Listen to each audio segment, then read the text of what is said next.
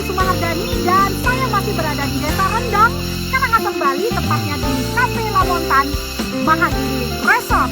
Seperti ini alamnya, betah loh tinggal di sini lama-lama. Dan hari ini saya akan membacakan buku program terbaik saya, yaitu Paragraf Sang Penyihir. Dan saat ini sudah sampai pada segmen yang ke-45. Dan di segmen ini saya akan membacakan buku yang luar biasa, tentunya buku koleksi saya yang judulnya adalah Do Nothing. Dan penulisnya adalah J.K. Murdiga. Ya. Buku ini sebenarnya untuk menjadi pemimpin efektif tanpa harus mengatur secara berlebihan. Dan tentunya dalam buku ini pasti tentang leadership. Pasti bagaimana menjadi seorang pemimpin yang baik. Saya akan bacakan buku ini. Tapi sebelumnya silahkan untuk mensubscribe channel YouTube saya, kemudian like, komen, dan share agar banyak orang lagi terinspirasi oleh apa yang saya sharingkan. Nah, sahabat-sahabat semuanya, saya akan mulai bacakan di halaman 131. Buku ini halamannya sampai di halaman 251 ya. Tebal, lumayan tebal ya. Cetakan pertama Juli 2015 dan cetakan kedua Februari 2017 ya, dan saya membelinya di tahun 2018. Sahabat-sahabat semuanya, yang saya akan bacakan adalah di halaman 131. Bagaimana hendaknya menjadi seorang pemimpin ya, tanpa harus mengatur secara berlebihan. Do nothing. Banyak ya sekarang pemimpin itu suka mengatur-ngatur sampai hal-hal yang kecil ya. Padahal menurut buku ini harusnya do nothing ya. Menjadi pemimpin efektif tanpa harus mengatur secara berlebihan. Saya akan bacakan diantaranya, yaitu melepas kontrol. Dalam kurung dengan curang ya, jadi melepas kontrol dengan curang. John adalah pria yang sangat sukses. Dia merintis perusahaannya sendiri dan sekarang telah berkembang pesat dan menguntungkan. Dia bangga akan kesuksesan dan orang-orang yang bekerja padanya. Dia peduli dengan baik secara pribadi maupun profesional. Suatu saat pada musim semi dalam siklus perkembangan bisnis yang lambat, dia memutuskan bahwa dia dan tim manajemen yang terdiri atas 12 orang akan mengikuti lokakarya pengembangan tim. Dia mendengar sesuatu yang baik dari beberapa koleganya tentang upaya seperti ini dan merasa bahwa perusahaannya bisa menjadi lebih sukses lagi jika para eksekutif papan atasnya bertindak lebih sebagai sebuah tim. Jadi dia mendaftarkan mereka dalam suatu lokakarya yang diadakan di luar kota kecil Wisconsin. Fasilitasnya sangat sederhana, tetapi lokasinya sangat bagus, perbukitan, pepohonan, daun, danau-danau, pemandangan yang sangat menawan. Inti lokakarya tersebut adalah tantangan di lapangan kompetisi lari lintas alam.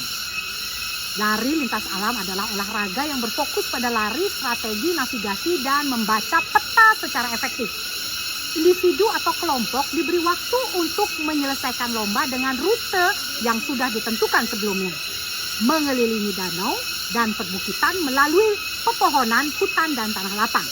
Tujuannya adalah secara cepat menemukan pos pemeriksaan yang ditujukan dalam peta yang diberikan kepada para peserta di garis start, tepat pada hitungan pertama yang ditunjukkan jarum stopwatch.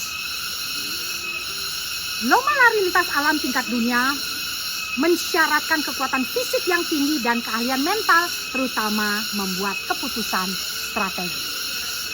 Oke, saya lanjutkan. Untuk tantangan tim eksekutif ini, John dan grupnya harus melintasi jalur lintas alam yang menantang secepat yang bisa mereka lakukan. Sebagai sebuah tim, bukan individu. Pengelola lokakarya tersebut menunjukkan kepada mereka bahwa waktu yang berhasil dicatat oleh kelompok-kelompok sebelumnya, catatan waktu John dan timnya menunjukkan mereka tidak memerlukan dorongan yang lebih lagi. Mereka semua dilengkapi dengan baik untuk event ini. Wet gear, perlengkapan untuk kondisi basah seperti boot, berbagai perlengkapan lainnya. Medan di area tersebut sangat menantang dengan perbukitan pepohonan daerah-daerah berair. Tepat setelah memulai, mereka diberi peta topografi yang menunjukkan masing-masing pos pemeriksaan yang harus mereka temukan di sepanjang rute. Stopwatch dinyalakan dan sebelum orang lain berbicara, John mengecek peta dan berkata, "Saya tahu kemana kita menuju. Ikuti saya," katanya sambil bergegas keluar. Ini persis ketika kita melakukan outbound ya. Biasanya kalau perusahaan-perusahaan ya pasti melakukan outbound untuk kegiatan refreshing karyawannya. Nah, ini ceritanya hampir sama dengan yang diceritakan di buku ini. Saya lanjutkan ya. Ingat pemimpinnya namanya John ya. Dia mengambil rute yang merupakan garis lurus dari titik awal ke pos pemeriksaan pertama.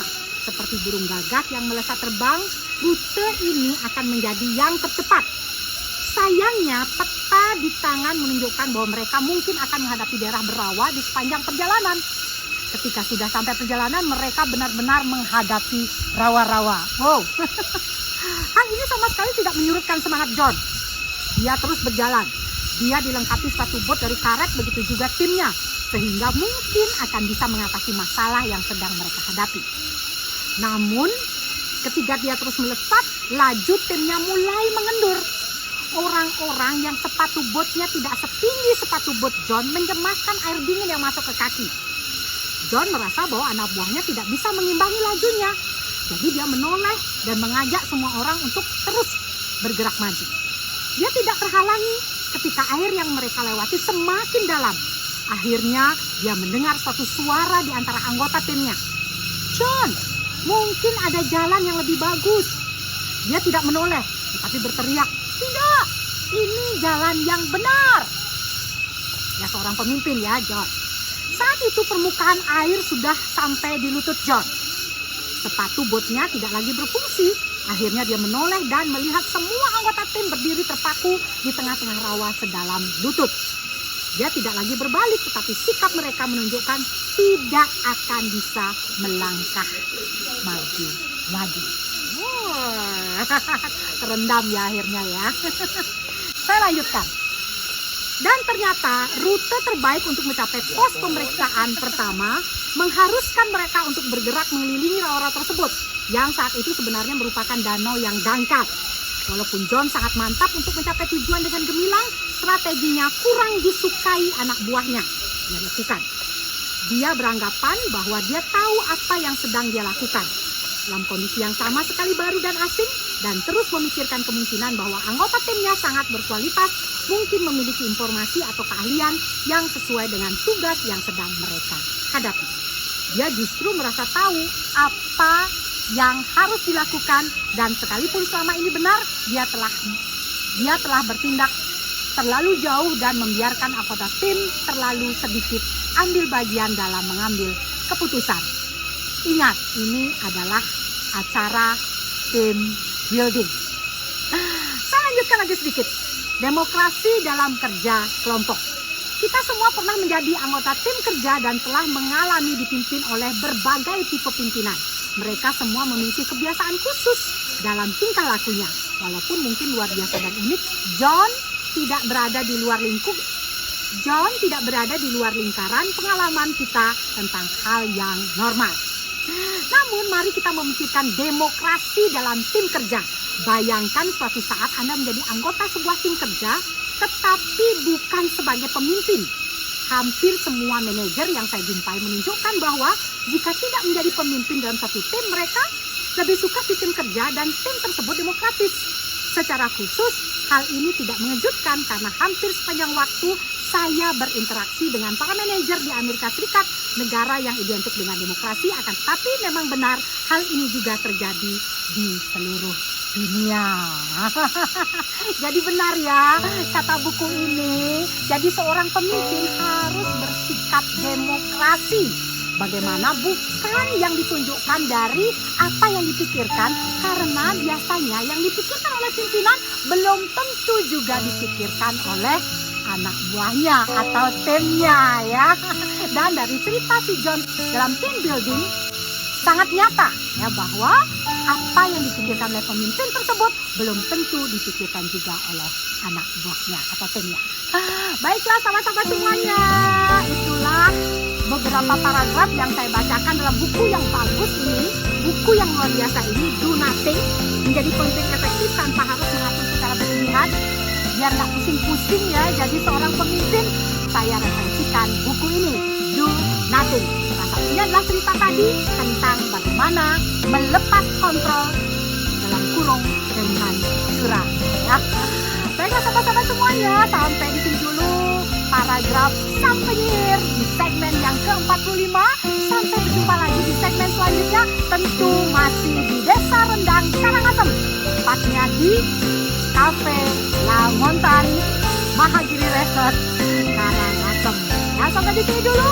Salam senyum Sang Penyihir Sri Sumahardani. Yo ya, jadi pemimpin harus efektif. Do nothing. Jangan terlalu banyak mengurusi hal-hal kecil katanya.